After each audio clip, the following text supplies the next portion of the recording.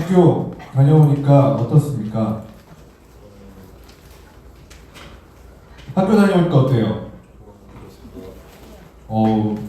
표정이 그렇게 밝지 않아요. 좋아요. 반 친구들과는 많이 친해졌어요. 선생님은 좀 괜찮습니까? 표정이 안 좋은 친구들도 있는데 한숨 소리가 들리고요. 여러분, 그래도 새로운 반, 새로운 친구들 만난다는 게 얼마나 좋습니까? 저 같은 경우는 초등학교 때 시골에서 다녀서 1학년, 2학년, 3학년, 4학년, 5학년, 6학년 같은 반, 같은 친구들이 같은 반, 같은 친구들이었어요. 그런데 여기 대구로 전학 오고 나니까 막 반이 10개, 12개 있는 거예요. 그러니까 제가 제일 어려웠던 거는 물론 대구 말을 알아듣는 것도 힘들었지만 이름을 외우는 게 너무 어려웠어요. 근데 막 30명이 외웠는데 또 1년 지나니까 또 이름을 새로 외워야 되는 거예요. 그래가지고 이름 외우는 게 너무 어렵구나 했을 때 그때 제가 이름을 외우려고 노력했어야 됐는데 제가 이름을 안 틀리는 방법을 썼어요. 이름을 부르지 않고 누구야 뭐야 하면서 그냥 야야야 한 거죠. 어깨를 친다든지. 근데 그렇게 하니까 이름을 점점 더 못 외우게 되더라고요. 그러니까 친해질 수 있는 사이임에도 불구하고 이름을 헷갈려 하는 거예요. 그러면 더 친해질 수 있어요, 없어요? 더 못 친해지겠죠. 그래서 그 다음에 했던 방법은 이름만 외운 게 아니라 제가 별명을 붙이고 이름을 외웠어요.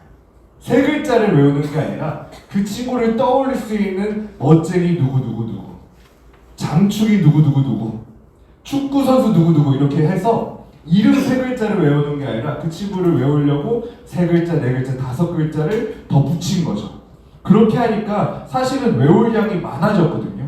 사실 30명이면 90글자만 외우면 되는데 별명들을 붙이니까 훨씬 많은 막 150자, 200자가 되는 거예요. 근데 결과는 더 쉽게 외웠어요. 그리고 이름 부르는 거, 별명 부르는 걸 즐거워할 수 있게 됐어요. 여러분, 하는 만큼 어렵다 생각하지 말고 하는 만큼 즐거워진다 생각해보면 좋겠습니다. 우리 학교에서 좋은 친구들 있어요? 반 친구들 괜찮아요? 선생님 좋아요? 네, 생각해보면 좋을 수도 있고 안 좋을 수도 있겠죠. 하지만 그 친구를 여러분이 좋은 친구로 만들 수 있어요. 그 선생님을 여러분이 좋은 선생님으로 바꿀 수 있어요. 어떻게? 여러분들이 해야 되는 것 이상으로 한다면, 줄 수 있는 것 그 이상으로 준다면, 여러분이 그 사람에게 복이 된다면 여러분에게 좋은 친구, 좋은 선생님이 될 수밖에 없을 거예요. 우리 파송 찬양이 야곱의 축복입니다. 야곱의 축복. 자, 질문. 야곱의 축복은 누구를 향한 축복일까요? 어떤 상황에서 나왔던 축복일까요? 야곱의 축복은 야곱이 한 축복 내용을 바탕으로 하는 찬양인데 어떤 상황이냐면은 야곱이 죽기 전에 자신의 12아들을 향해서 축복의 유언을 남겼어요. 근데 그 축복이 그냥 축복이 아니라 자기 아들에게 있었던 일들, 자기 아들이 했던 말, 했던 행동들을 바탕으로 그 아들에 맞게 자신이 축복을 해준 거예요. 그래서 그 12아들 중에 어떤 아들은 잘못한 것이 있어서 이게 축복일까? 저주는 아닐까? 벌은 아닐까 싶은 내용도 있고 여러 가지 내용들이 있는데 오늘 이 너는 담장 너머로 뻗은 나무, 이 축복 내용은 요셉을 향한 야곱의 축복입니다. 그것을 알고 본다면 가사가 조금 다르게 보일 거예요. 너는 담장 너머로 뻗은 나무. 보통은 나무라고 생각해요. 근데 나무 가지에 푸른 열매처럼. 그러니까 이 야곱에게 요셉은 뭐예요? 나무예요, 열매예요? 열매예요. 담장 너머로 뻗은 나무 열매. 그러니까 야곱이 요셉을 봤을 때 그거예요. 우리 품 안에서 가족 속에서 잘 지낼 수도 있었는데 미움받아서 쫓겨났어요. 결국 이집트로 끌려갔어요. 담장 너머로 갔어요. 하지만 열매 맺었어요. 근데 그 열매는 어디서 시작됐습니까? 담장 너머에 있었던 그 땅, 그 나무, 그 가지에서 나온 열매인가요? 아니에요.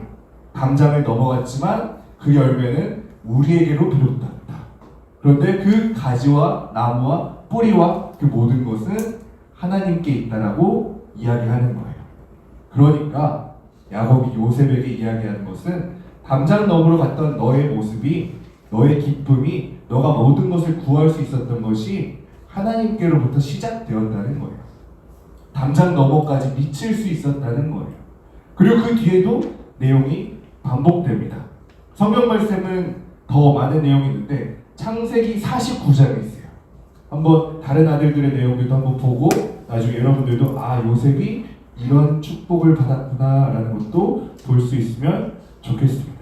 여러분들에게 축복에 대해서 이야기를 하면 참 좋을 것 같아요. 여러분 옆에 사람에게 한번 이렇게 이야기해 볼까요? 축복합니다.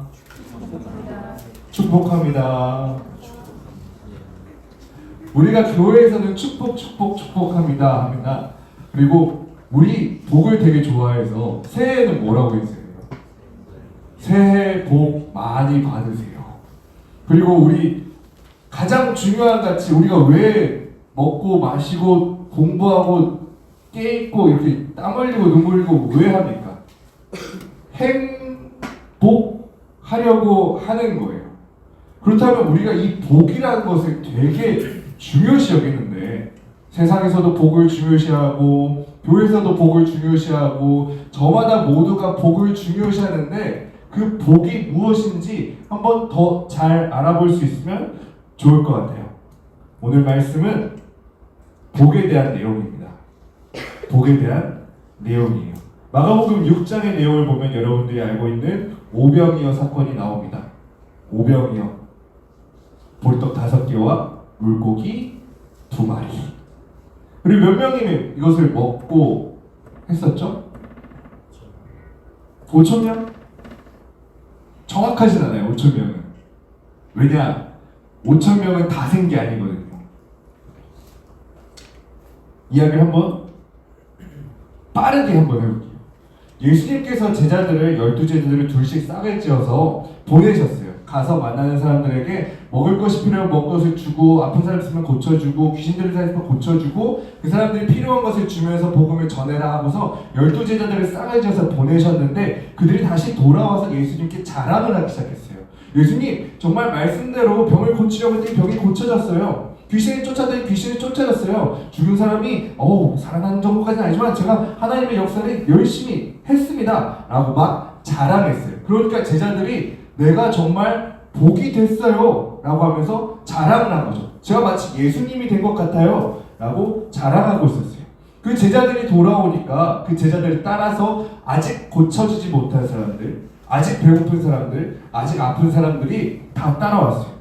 그러니까 예수님께서 12제자들을 흩어지게 보내셨는데 돌아올 때는 12제자가 아니라 수천 명이 모인 거예요.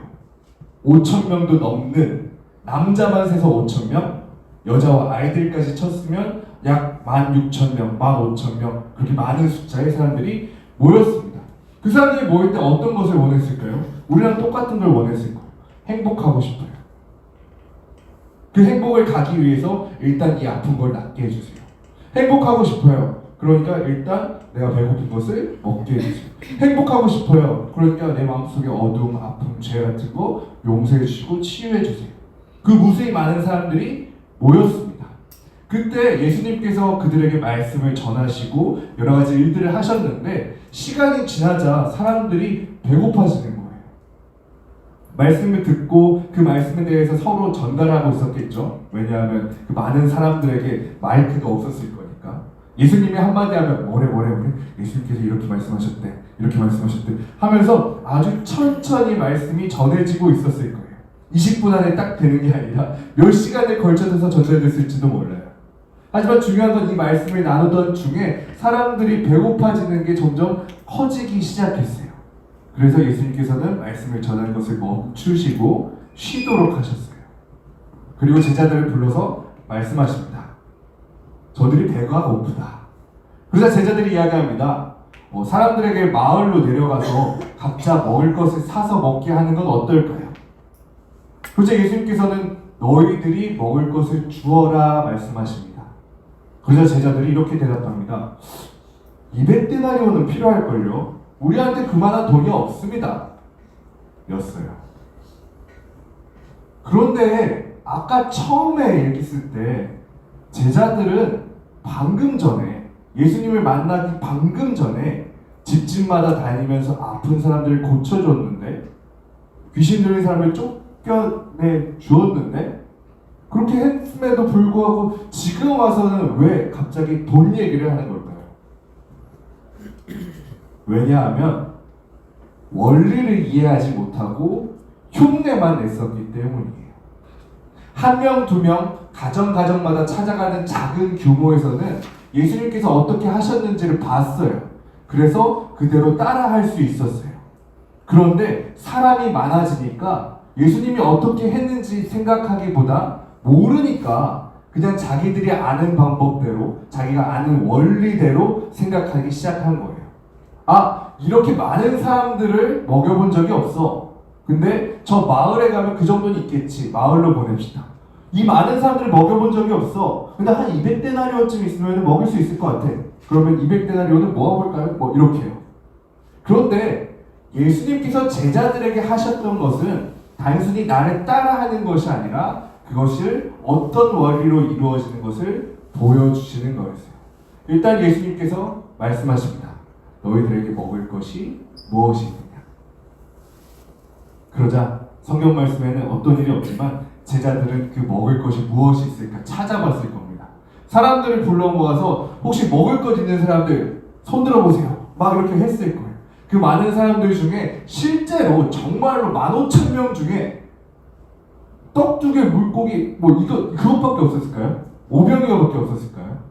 아니었을 것 같아요. 근데 그 5병이어를 드렸던 그 사람만은 예수님의 마음과 맞아 떨어졌을 거예요. 많은 어른들이 각자의 먹을 것을 갖고 있었을 겁니다. 근데 왜 내어놓지 않았을까요? 이건 모자랄 거야. 이건 내 거야. 하고 생각했었던 거죠. 제자들과 같은 눈으로 봤을 겁니다. 이건 너무 작아. 이건 부족해. 이건 내 거야. 그런데 이 어린아이는 그것을 자기 것이라 여기지 않고 드렸어요. 적은 거, 내 거, 부족한 거 중요하지 않았죠. 중요한 건 이걸 누구한테 드리는지인 거예요. 그 어린아이는 자기가 가진 것을 자기 거로 끝내지 않고 예수님께 내어드렸습니다. 그렇게 해서 시작됐던 거예요. 그 어린아이의 작은 도시락이 그 많은 복의 시작이 됐던 겁니다. 기적이 일어났던 것은 다른 게 아니었어요. 작다고 여기지 않고 이걸 예수님께 드려야지. 이 아이는 몰랐을 겁니다. 이걸로 이 많은 어른들을 먹인다고, 내 친구들도 먹인다고, 이걸 먹고도 12광주리가 남는다고 몰랐을 거예요. 그냥 있는 그대로 먹을 것이 있느냐? 저 먹을 것 있어요. 예수님께서 찾으세요? 네, 여기 드릴게요. 하고 순수하게 드렸던 거예요. 그렇게 됐을 때 예수님께서 그것을 기쁨으로 나눠주셨습니다. 5병이요. 받으시고 사람들을 앉히셨어요.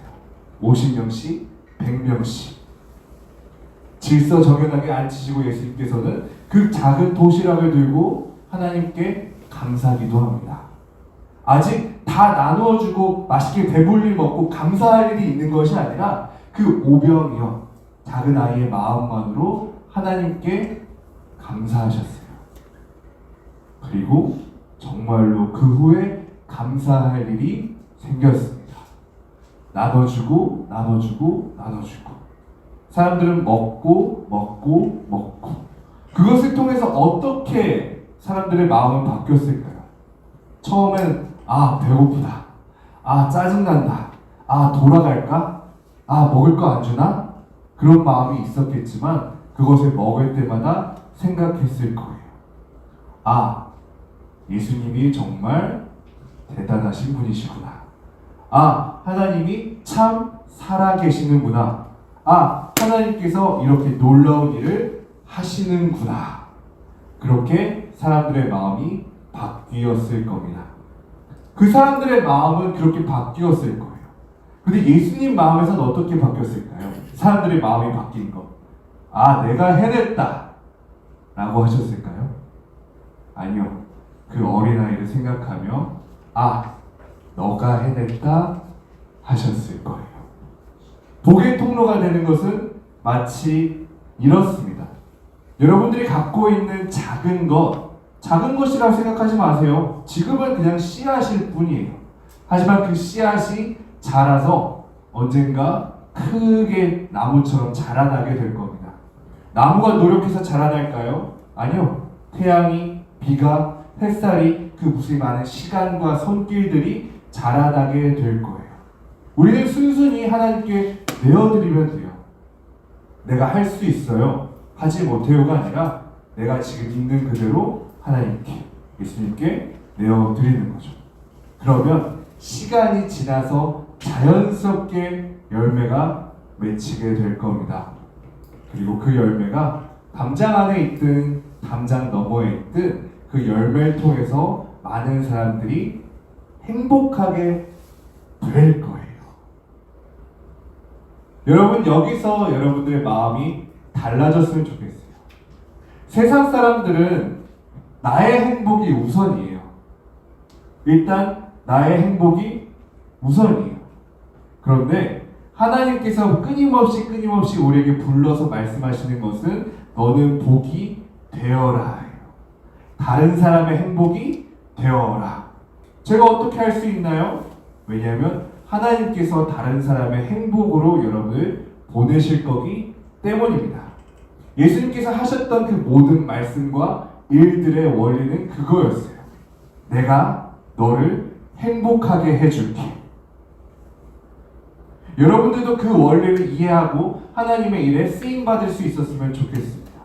제자들이 병 고친 거예요. 병 고치기 위해서 고친 거 아닙니다. 하나님께서 우리를 행복하게 하시기 원하시기 때문에 병 고치는데 제자들 사용해 주신 거예요. 귀신을 쫓아냈습니다. 귀신이 나쁘니까 물리쳐야 돼, 이게 아니라 하나님께서 행복하게 하시기 위해 하시는 일에 제자들을 쓰셨던 거예요. 죽은 사람도 살리셨자고요?